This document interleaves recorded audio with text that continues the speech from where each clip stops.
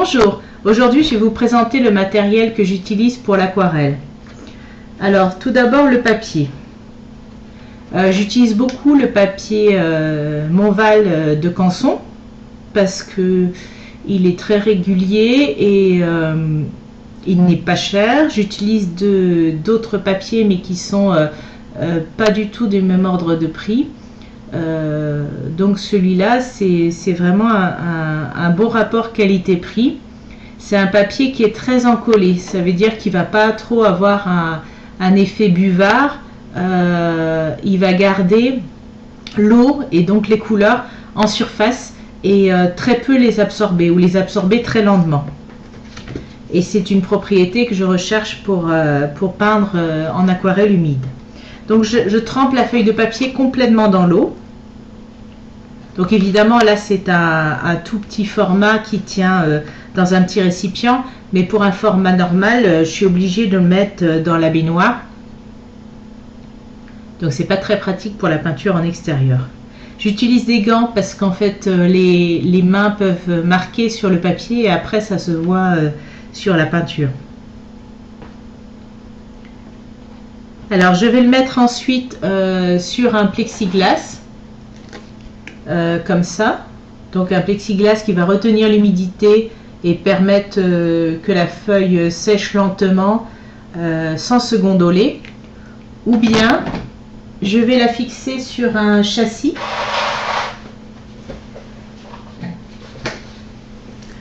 Donc ça c'est une feuille qui a été entièrement trempée et que j'ai mis sur un châssis que j'ai acheté nu, sans toile, et que j'ai fixé avec des agrafes à l'aide d'une agrafeuse murale.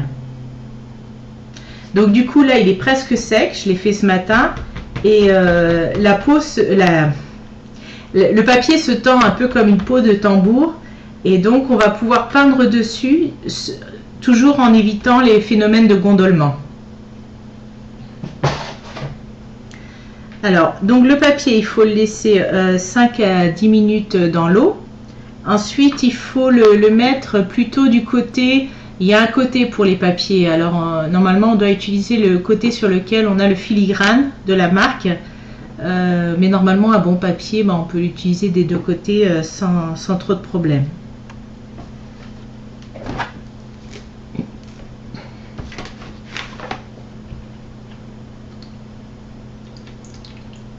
Donc je les sors un peu.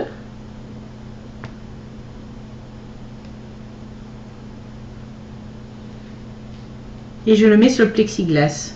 Donc là du coup,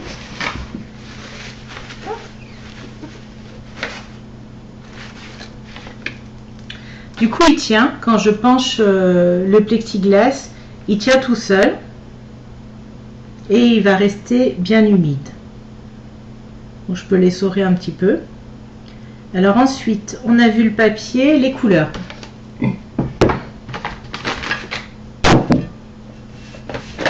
Donc les couleurs, j'utilise les couleurs primaires. Alors moi j'utilise uniquement la marque Winsor & Newton, mais j'ai pas vraiment comparé avec d'autres marques, donc je vais pas vous dire du mal des autres marques. Mais une fois qu'on est habitué à une marque et qu'on connaît bien les couleurs, c'est difficile d'en changer. Il faut se réhabituer à d'autres couleurs et d'autres mélanges. Donc Winsor & Newton, donc il faut repérer, quelle que soit la marque, il faut repérer les couleurs primaires, parce que souvent ils les indiquent pas. Chez Winsor & Newton, le bleu, donc qui est le bleu cyan, le bleu primaire, il s'appelle bleu Winsor nuance verte.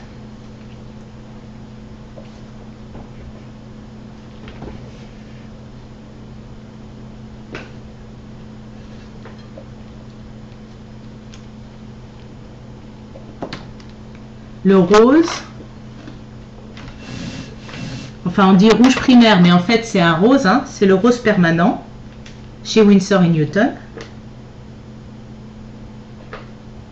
Et le jaune, alors le jaune en général j'utilise pas le primaire, le jaune primaire c'est un citron, et sauf si vraiment j'en ai besoin parce que j'ai besoin de la couleur pure, vraiment très citron, j'utilise plutôt un jaune d'or, voire très orangé. Celui-ci c'est un jaune indien, parce que les jaunes citrons, et là c'est pas uniquement chez Winsor & Newton, ils ont un comportement différent avec l'eau qui est très difficile à prévoir et qui peut perturber l'aquarelle. Donc j'essaie d'éviter de l'utiliser. Et donc là je prends un jaune qui est un jaune indien.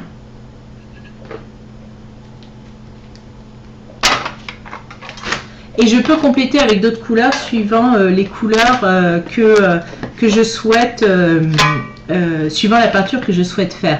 Alors, une chose importante, j'utilise des couleurs transparentes, qui vont très peu sédimenter, qui vont pas se déposer dans les creux et qui ne sont pas opaques. J'évite les cadmiums, les terres de sienne, le bleu outre-mer qui va vraiment granuler et se déposer. Donc moi je souhaite des pigments légers qui vont rester en suspension sur la feuille humide et que je pourrais déplacer.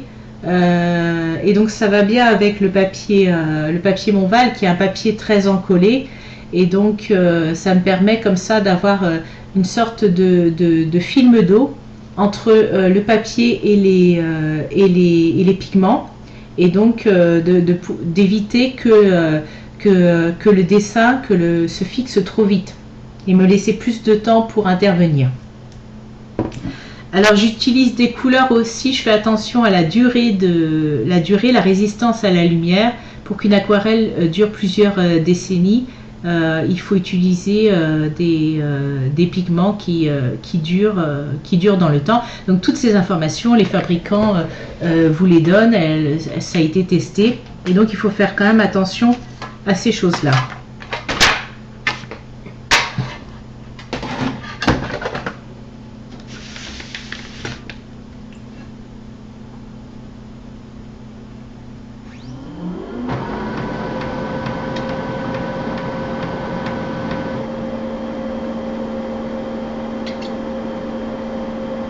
Là, je me contente d'humidifier un petit peu les couleurs.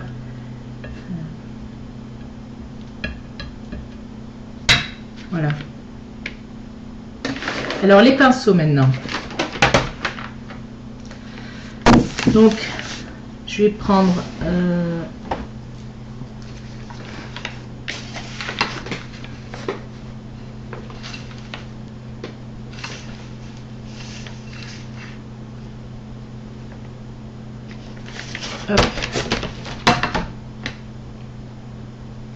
je vais utiliser des pinceaux petits gris, c'est-à-dire des pinceaux réserve d'eau qui ont un gros ventre et qui vont retenir l'eau dans leur poil. C'est des pinceaux qui permettent d'apporter beaucoup d'eau sur la feuille, donc il faut faire attention.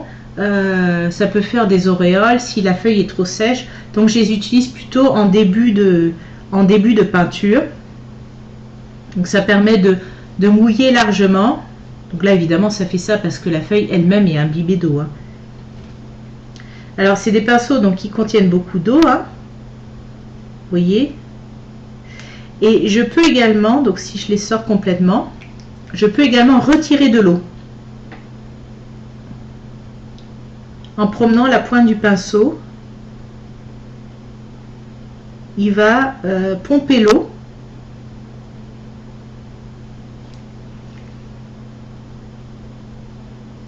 Voilà, donc ça c'est les propriétés des petits gris. Donc il y en a des formats plus grands que ça encore, hein, et puis des petits formats pour plutôt faire des choses plus fines, hein. C'est une histoire de finesse, mais les propriétés sont les mêmes, c'est-à-dire qu'il a quand même une réserve d'eau, et donc j'apporte beaucoup d'eau. Donc là ma feuille est complètement humide. Comme c'est sur un plexiglas, je peux pencher sans que la feuille tienne sur le plexiglas, et donc je peux faire des effets comme ça de coulure, de fondu.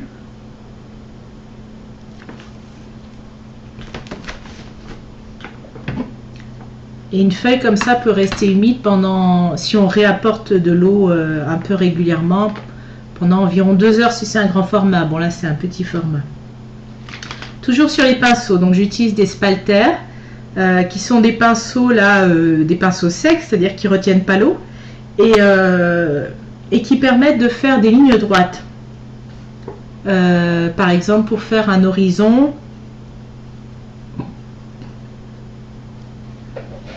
pour faire des arbres en vertical, pour faire des murs de maison, des toits.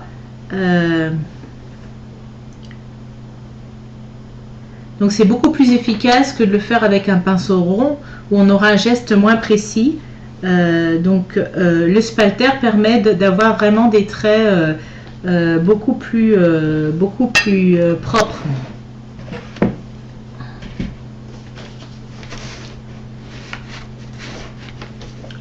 Voilà, donc on peut faire des choses comme ça.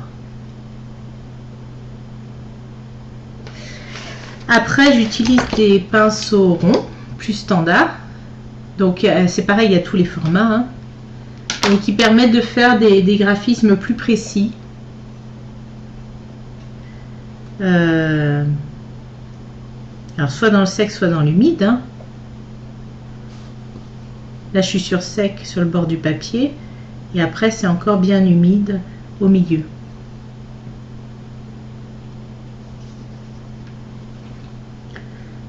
Voilà.